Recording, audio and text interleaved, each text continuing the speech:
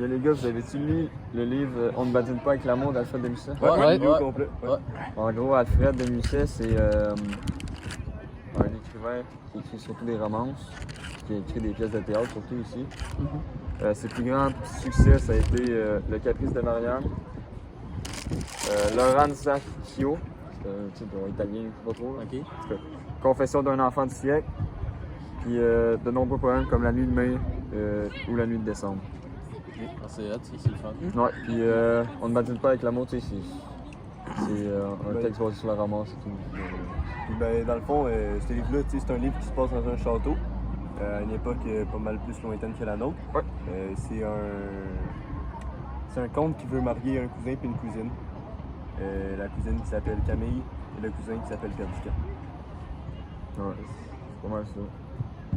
Mais le truc, c'est que Camille, qui est religieuse, tu sais, elle est pas trop intéressée par Perdican, là. Non, c'est ça. Puis elle décide d'écrire une lettre, genre à une religieuse, puis Perdican la trouve, puis il essaie de la rendre jalouse. C'est pas mal ça le cours de l'histoire. En gros résumé, c'est pas mal ça. Là. Ouais. Dans le fond, c'est ça, c'est que le baron, il trouve les lettres, puis là, ben, il est pas content. Là, on peut pas trop dire, parce qu'il faut quand même pas donner le punch, quand même. C'est très plate. Bon, fait que, en parlant des personnages, le baron puis tout ça, ben, dans le fond, le baron, lui, c'est le père de Perdican. On n'a pas tant de descriptions précises, mais on sait qu'il c'est quelqu'un d'assez âgé et qui est bien habillé, c'est quelqu'un de digne. Niveau psychologique, il est raisonnable.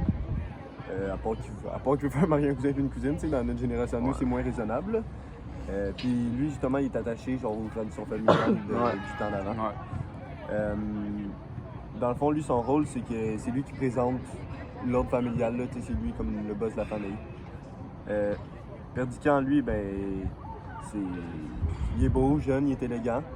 C'est pas mal lui le personnage principal de l'histoire, honnêtement. Là.